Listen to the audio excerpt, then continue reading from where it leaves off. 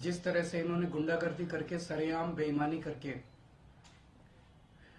और किस्मत से वो उनकी बेईमानी जो है वो वीडियो में कैप्चर हो गई। वो पूरा देश आज सोशल मीडिया के ऊपर और मीडिया के ऊपर देख रहा है कि किस तरह से इन्होंने वोटों की चोरी की है और इन्होंने जबरदस्ती चंडीगढ़ के अंदर अपना मेयर बनाया।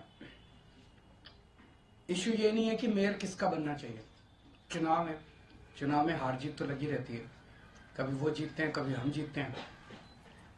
देश नहीं हारना चाहिए, देश जरूरी है। जनतंत्र नहीं हारना चाहिए, जनतंत्र जरूरी है। पार्टियां आती जाती रहती हैं, नेता आते जाते रहते हैं, मेयर आते जाते रहते हैं, मेयर इंपॉर्टेंट नहीं है। इशू आज ये नहीं है कि हमारा मेयर बनना था, हमारा मेयर नहीं बना। इशू नहीं है कि इंडिया गठबंधन को आज जीतना था, वो नहीं जीता। इशू है कि सरेआम दिन दहाड़े इन लोगों ने इतनी गुंडागर्दी और बेईमानी से आज चंडीगढ़ मेयर का चुनाव जीता है कि अगर इसको पूरे देश ने मिलकर नहीं रोका तो आने वाले समय के अंदर ये देश के लिए बहुत खतरनाक है। 2 साल पहले चुनाव हुए थे चंडीगढ़ के म्यूनिसिपैलिटी के। उसके आंकड़े ये हैं कि 13 हमारे काउंसलर हैं, 7 कांग्रेस के हैं, 15 इनके हैं और एक अकाली दल का है जो इनके साथ है, तो 16 इनके हैं। 13 हमारे, 7 कांग्रेस के और 16 इनके, टोटल 36 हैं। अभी तक कांग्रेस और हम अलग अलग लड़ते थे, तो 2 साल से जाहिर तौर पे 16 इनके थे, 13 हमारे थे, 7 कांग्रेस के, तो 2 साल से इन्हीं का मेयर और इन्हीं का डिप्टी मेयर बन रहा था। स्टेट कैलकुलेशंस है, स्टेट इस बार इंडिया गठबंधन के तहत कांग्रेस और आम आदमी पार्टी साथ आ गई, तो स्टेट इलेक्शन था, 20 हमारे थे, 16 उनके थे। इसमें कोई बहुत बड़ी गणित नहीं थी, इसमें कोई बहुत बड़ा वो नहीं था।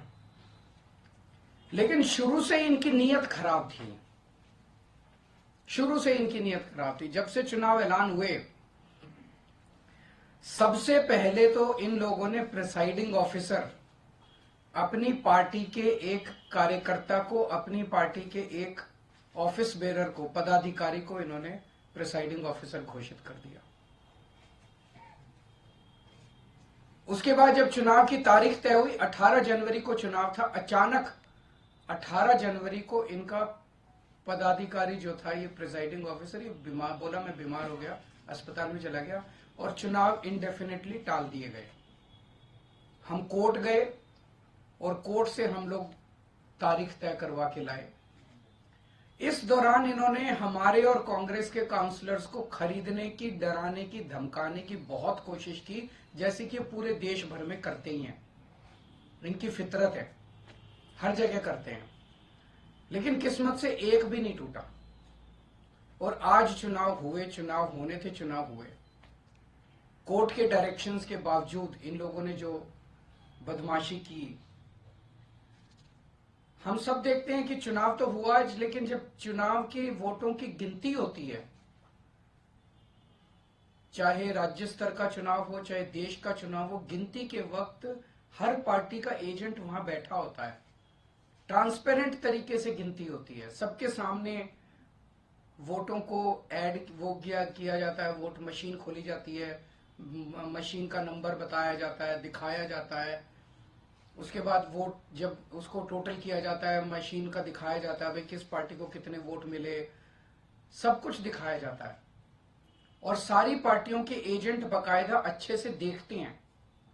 यहां भी प्रोसीजर ये था, कानून में ये था कि हर पार्टी का एजेंट वहां बैठेगा और पार्टी का एजेंट को, जैसे दिल्ली में भी एमसीडी के चुनाव हुए, एमसीडी के मेयर का चुनाव हुआ, वो भी बैलेट पेपर से होता है, तो वो सारे एजेंट बैठते हैं, एक एक वोट बकायदा सभी एजेंट्स को दिखाए जाते हैं।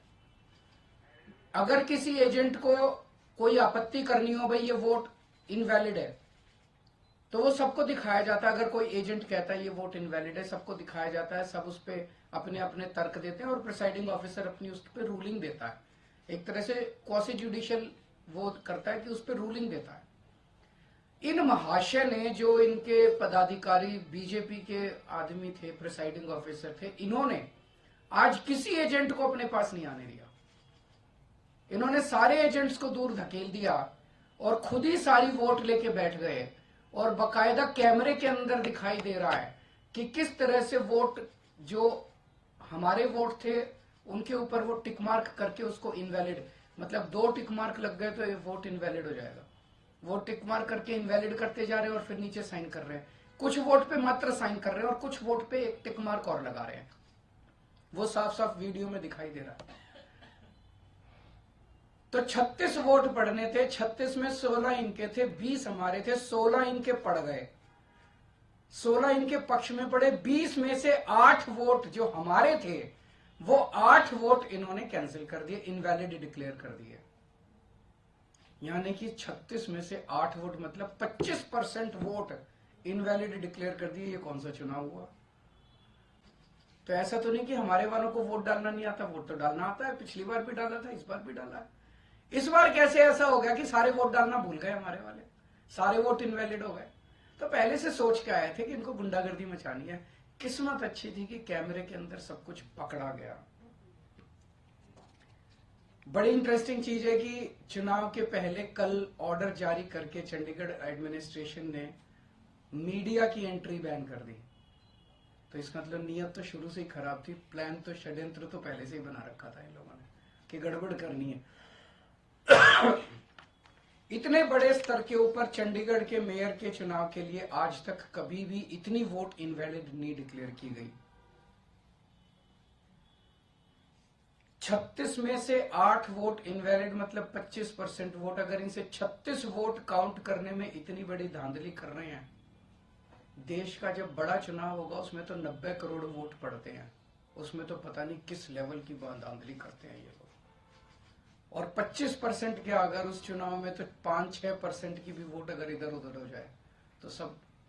तो आज का चुनाव ये दिखाता है कि किस तरह से ये जीतने के लिए, सत्ता पाने के लिए किसी भी हद तक जा सकते हैं। बड़े चुनाव में लोग तो कह रहे हैं ईवीएम तो होगा ही होगा गड़बड़।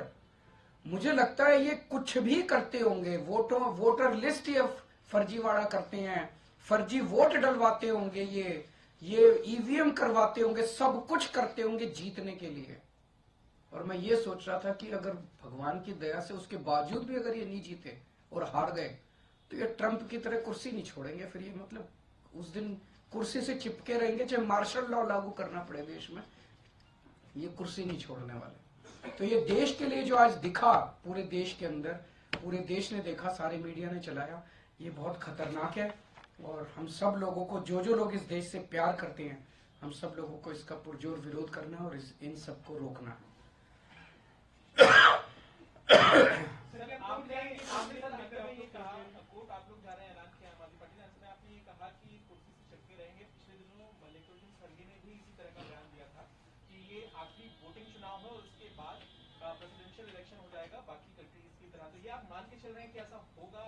ये सारे जो आसार दिखाई दे रहे हैं ये इसी तरफ इंगित करते हैं कि बहुत बड़े स्केल के ऊपर कुछ तो गड़बड़ है। अगर एक 10 बाई 10 किलोमीटर का छोटा सा शहर चंडीगढ़, उस चंडीगढ़ के छोटे से शहर के अंदर एक छोटे से मेयर का चुनाव, उसके अंदर अगर ये इस किस्म तक, इस हद तक नहीं गिर सकते हैं तो बड़े चुनाव के लिए तो किसी भी हद तक जा सकते हैं लोग। तो आप इस बात का समर्थन कर रहे हैं कि ईवीएम जो है उसमें भी अब गड़बड़ी करने की सरकार। देखिए अभी जो कई सारे मैंने देखे हैं वीडियोस, कई सारे, उसके ऊपर एक दिन अलग से चर्चा कर सकते हैं। इसके अलावा इंडिया गठबंधन को लेकर आगे भविष्य में सीट शेयरिंग को लेकर भी चर्चा चल रही है और आपकी लोकसभा चर्चा अच्छी चल रही है और बहुत जल्दी मुझे लगता है कि हमारे भी कुछ ना कुछ नतीजे आएंगे। कई राउंड ऑफ डिस्कशन हो चुके हैं। इस चुनाव के बाद इंडिया गठबंधन के नेताओं से, खासकर कांग्रेस के लीडर से क्या आपकी बात हुई है? क्योंकि एक प्रेस कॉन्फ्रेंस तो पवन बंसल थे, अभी बैठे थे, तो जो भी करने की जरूरत पड़ेगी वो करेंगे। आज मेरा मकसद चंडीगढ़ का मेयर इंपॉर्टेंट नहीं है देश के लिए। चंडीगढ़ का मेयर आम आदमी पार्टी का बने, इसका बने, उसका बने, इंपॉर्टेंट नहीं है। पर इंपॉर्टेंट है जो लोग गुंडागर्दी करके चुनाव जीतेंगे वो गुंडागर्दी का ही प्रशासन लेके आएंगे, वो आपके शहर में गुंडागर्दी मचवाएंगे। जो ईमानदारी से वोट जीतेंगे, ईमानदारी से चुनाव लड़ेंगे, वो शासन में ईमानदारी लेके आएंगे।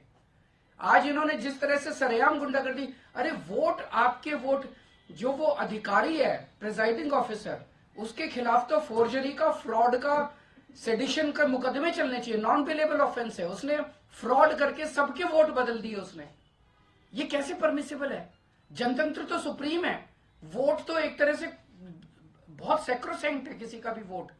आपने काउंसलर्स के वोट बदल दिए, काउंसलर्स के वोट पे टिक मार्क करते जा रहे हो और साइन करते जा रहे हो, टिक मार्क करते, ये क्या है? सरेआम गुंडागर्दी। ना वोट को मानते, ना किसी प्रोसेस को मानते, ना कानून को मानते, ना संविधान को मानते। सर, बिहार से लेकर झारखंड तक जो ईडी कार्रवाई कर रही है और हेमंत सोरेन हो चाहे तेजस्वी यादव हो, इस पर एक प्रतिक्रिया आप दे दीजिए। क्या आपका कहना है कि ईडी इतने बड़े स्तर पे कार्रवाई क्यों कर रही है? मैं आपसे ही पूछना चाहता हूं कि क्यों कर रही है। एक इन्होंने माहौल ये बनाया पूरे देश के अंदर, अब राम मंदिर का वो उद्घाटन हो गया, राम मंदिर का, अब तो इतनी सीट आएंगी और इतनी सीट आएंगी। अगर इतनी सीट आ ही रही थी तो ईडी की क्या जरूरत थी? फिर ये सब नौटंकी करने की क्या जरूरत थी? इसका मतलब इतनी सीट नहीं आ रही है, इसका मतलब ईडी की भी जरूरत है, फर्जीवाड़े की भी जरूरत है, गुंडागर्दी करने की भी जरूरत है, तब सीट आएंगे इनकी। अगर अपने आप सीट आ रही होती तो क्यों करते ये इतना सारा? क्यों ईडी पीछे भेजते? क्यों नीतीश जी को तोड़ते? क्यों उधर एनसीपी तोड़ते? क्यों शिवसेना तोड़ते? क्यों सबके पीछे ईडी छोड़ते? ये इसलिए कर रहे हैं क्योंकि इनकी सीटें नहीं आ रही हैं। लोग इनसे परेशान हो चुके हैं, लोग फेडअप हो चुके हैं। इंडिया गठबंधन की सीट शेयरिंग ठीक से हो गई तो इंडिया गठबंधन इनको, आज अगर चुनाव ईमानदारी से हो जाता, इंडिया गठबंधन का सीधा सीधा था, 16 वोट इनके थे, 20 हमारे थे, हम इंडिया गठबंधन की पहली जीत होती। लेकिन ये तो इस तरह से गुंडागर्दी करके, बेईमानी करके चुनाव जीत रहे हैं। सीधा सीधा था। आज का चुनाव तो बड़ा सिंपल और स्ट्रेट था, हमारा एक भी आदमी नहीं बिका, 20 वोट थे हमारे, इनके 16 वोट थे, तो आज का चुनाव तो इंडिया गठबंधन जीत ही रहा था। तो फिर गुंडागर्दी करके इन्होंने इसको कर लिया। लगता है चुनाव आयोग का रुख करेंगे आप लोग? हाँ जी, चुनाव आयोग का रुख करेंगे इस मामले में?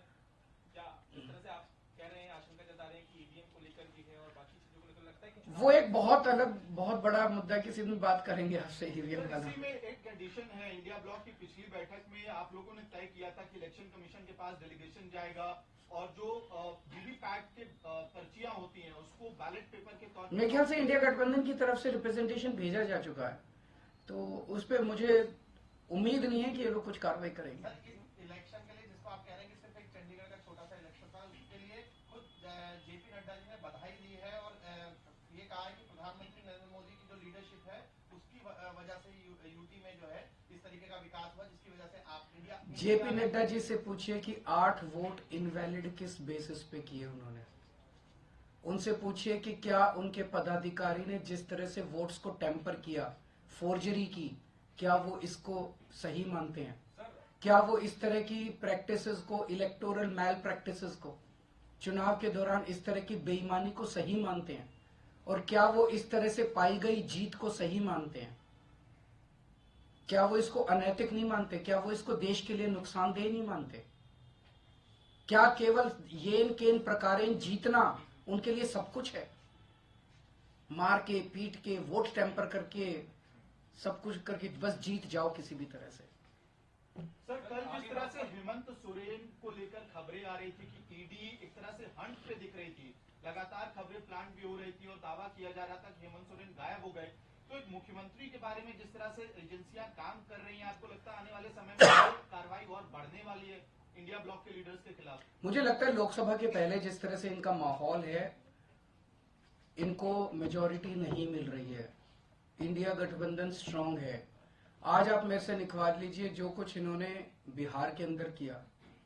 पिछली बार इन्होंने 17 सीट दी थी नीतीश जी को, 17 सीट पे लड़ी थी बीजेपी, 17 की 17 इस बार भी ये 17 सीट दें अगर नीतीश कुमार जी को, 17 की 17 सीटें नीतीश कुमार जी हारेंगे। उन्होंने बिहार की जनता के साथ धोखा किया, तो बीजेपी को इसका नुकसान होने वाला। इस तरह की हरकतें ये देश पसंद नहीं करता। ईमानदारी से लड़ो चुनाव, अगर आप जीते हो आप जीतो, कोई और जीते